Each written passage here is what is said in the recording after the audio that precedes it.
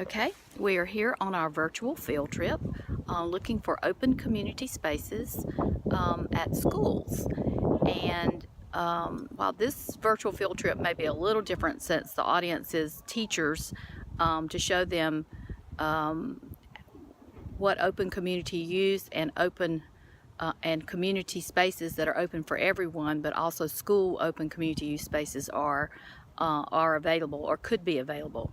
So typically we would look for, not typically, but we would first want to look for, as I've assigned, the policy for your district. So you want to make sure to see if your district has an open community use policy, and sometimes that's left up to the building administrator to determine what facilities are open for community use and what time. And so those kind of parameters would, for the use of facilities outside of school time, would be left to the building administrator. But the district should have an open community use policy that allows for each building site to determine that use. So I'm going to flip the camera around, and we're going to see if I can do that. Let's see. So I'm going to show that this is Harbison West Elementary School in Irmo, South Carolina. It is part of Lexington Richland District number 5, and there's basketball courts and climbing and sliding equipment, and plenty of play space here, really, for children to be able to be active, jumping rope and doing lots of different things. Unfortunately, there is a no trespassing sign here, which is not what we would hope to see. We would hope we would see open for community use during certain hours. And this evidently is not an open community use playground, so we would hope that we would see that sign changed pretty soon. Okay. Now we're going to go explore some other areas close to this school that are community recreation that are open for children to use and families to use outside of the school time. So here I am again on the other side of Harbison West Elementary School, which, if you can see, if I can zoom in, the sun's pretty bright today. If I can zoom in, you can see there's another basketball court. There's another play space, which is probably for a pre-K group. But there's some nice paved walking trail, and I will explain that to you because that actually belongs to the neighborhood and to the community. But it brings the children, this walking trail goes, you can see that goes all the way into the wooded area. It actually connects behind homes throughout the entire Harbison neighborhood, and so the children can walk and bike to school. So if you live in an area that has such a trail system, it's really nice because they're not on the road walking or biking where there's traffic. Some people are a little afraid of children walking in the woods by themselves on a trail, but they don't have to walk unaccompanied. You could actually start a walking school bus from the different areas of your neighborhood. This is an original HUD designed mixed-use community neighborhood. So it was designed in the 70s, and most of the homes were started to be built in the 70s and 80s. There's a few newer ones, but for the most part it's there. There's also a center field that has some concrete around it. I'm not really certain what that is for. What I also do see again is another no trespassing sign, which is not what we want to see. This happens to be the school district where my children went to school. So my challenge would be is that if your school district doesn't have an open community use and you see all of these beautiful, wonderful, wide open spaces that are not being occupied or used during out of school time when they could be, this is an opportunity for you to get that policy changed. So we are at the back of Harbison West Elementary School on the different side of the school from the portion we just looked at, and I see a small play area with a structure, which is probably a pre-K. There's also another See if I can zoom in. The sun is pretty bright. It's hard to see from my phone that I'm shooting from. And there's another basketball area there with some seating and another play space under the shaded tree over there. There's also a nice walking trail system that you can see, and I'm going to take you all the way. That's going to go into the wooded area. That trail system actually connects behind homes within this neighborhood.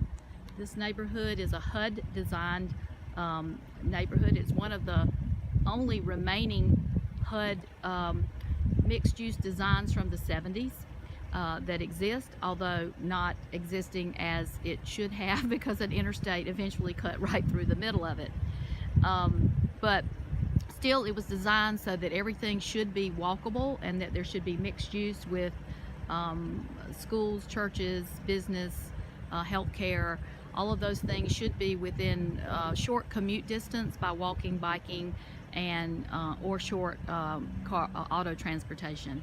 So that's really kind of cool because it was designed to promote, to be able to promote physical activity. Wasn't the original intent, but it was certainly part of the planning as it went in the 70s, when of course physical activity and physical fitness was a big thing, a big deal. So the sad part of this is that there you see there's a backstop, which I guess they could be playing softball, baseball, kickball, something. And then there's a field center in the center there. I'm not sure what that's for because it's surrounded by concrete. But unfortunately, there's also a no trespassing sign. So I would challenge you that if you have beautiful spaces like this that do have some connectivity in your school district, that you go out and find out about it first, that you take your own field trip for yourself and your colleagues, gather some folks from your school, gather some parents, and take a field trip to go see what the situation is.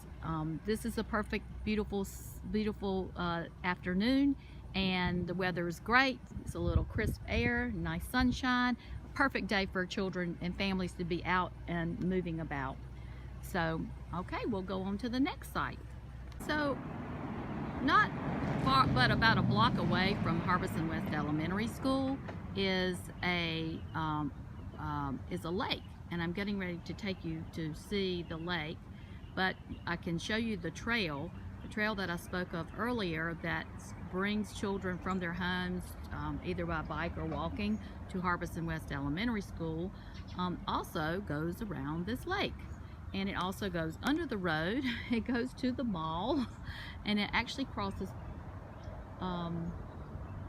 there's actually a pathway to a bridge that goes over the interstate that is a covered, like a cage, so that it's a protected bridge that adults can walk. I wouldn't recommend that children do that at a young age. So let's just take a little walk, since we are talking about moving and walking. And let's see a little bit about this beautiful lake that would be a short field trip for the children from Harbison West Elementary School. I'm trying to figure out. I'm going to go down this path, even though it's not a real path, which is another thing you would want to make sure of, is where the entrance and exit points are for the various things. Ooh. And you can see that there's a walking path. It's a beautiful lake. Here's some fitness equipment, some bars.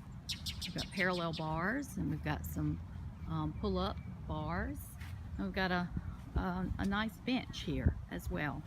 This is great that this has been installed, and this is the part of the community, so it's open for everyone. And as you can see, that there are people who walk and bring their dogs.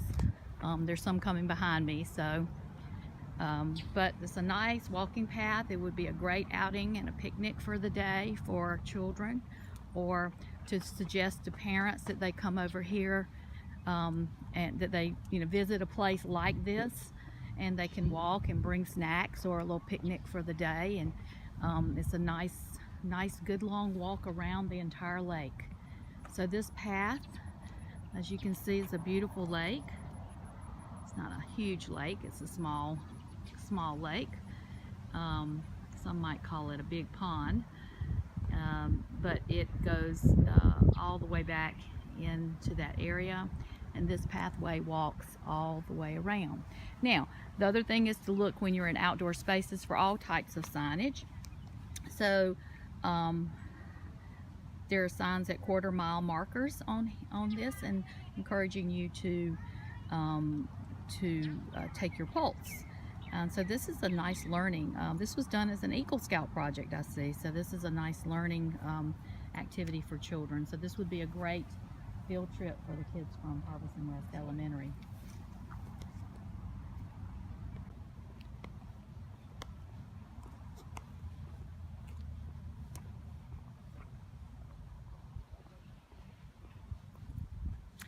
So as you can see, the trail system goes under the road, connecting opposite sides of the neighborhood so that people and children don't have to navigate crossing a busy street.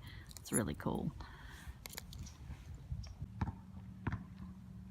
There are 4 basketball goals, and the gate is locked. Unfortunately, there are 4 basketball goals here, which could be 2 with 4 games going on half court at one time, but and the gates are locked. It's not open community use, but I am told that open community use occurs at Crossroads, so we're going to venture on over to Crossroads Middle School. Okay, so here we are at Crossroads Middle School, which is an all 6th grade school in Lexington-Richland District 5. The school serves all of the 6th graders that go to 2 different attendance areas in this district. They will end up going to different middle schools and high schools after the 6th grade. But it does have some open community use. And I'm going to flip this around to see the sign if I can. So this is the kind of sign that we want to see for open community use, for students and families and others to use the facilities outside of after the school hours. So no limited use area, no trespassing during school hours. Obviously the physical education department should be using these facilities for programming and classes with students. And definitely they want to keep it off limits during the night hours to keep down vandalism. But what we do know about open community use is that typically the more people use facilities, the less vandalism they have, because the people that use the facilities are watching out for it and they value it. So they take care of it. So I'm going to swing over here and show you that there's again 4 basketball goals here. They're not in use today. Again, it's an absolutely beautiful October day here on a weekend, and these should be in use by someone. And if the PE teachers would be assigning physical basketball skill practice, perhaps they would be. You will see that I'm going to be showing you here that we have 1, 2, 3, 4, 5, 6 courts, I believe. And there's 4 additional basketball goals on the other side. So we have tennis courts here that are actually in use today. I'm not going to get too close to those gentlemen because they haven't given me permission to film them. But this is amazing that this is open community use, and that we could be using the tennis courts. Children and families could be using these tennis courts to practice to learn tennis and practice those skills and hone those skills and get some great physical activity.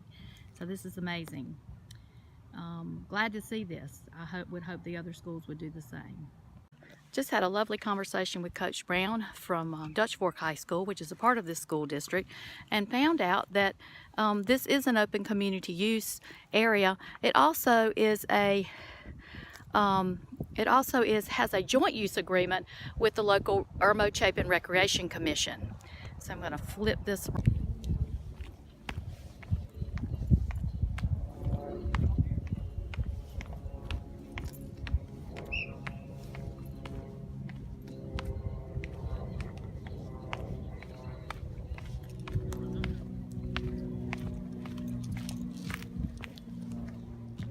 Make sure that we got that. There's a track that goes all the way around. It looks like it's about a quarter of a mile track, asphalt.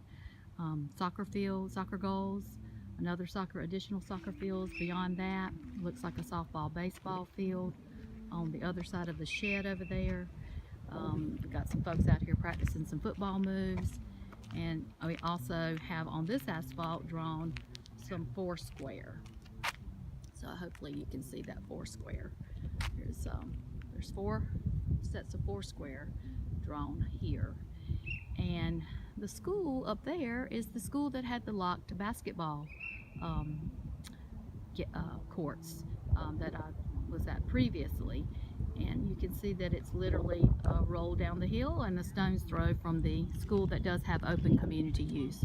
This all was developed and provided with funds from both the school district and the Irmo Chapin Recreation Department, which is a joint use agreement, joint development and use agreement. So we just took a tour of the facilities that are just beyond these signs, and you can see that this does have open community use after our school hours from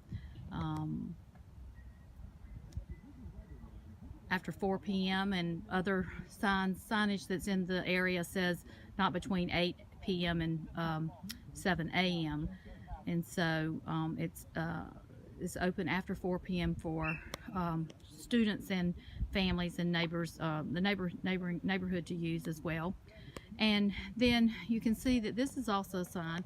This facility, the tennis courts, basketball courts, the track, the fields were developed as a joint use agreement with the Irmo Chapin Recreation Department and Lexington Richland School District 5.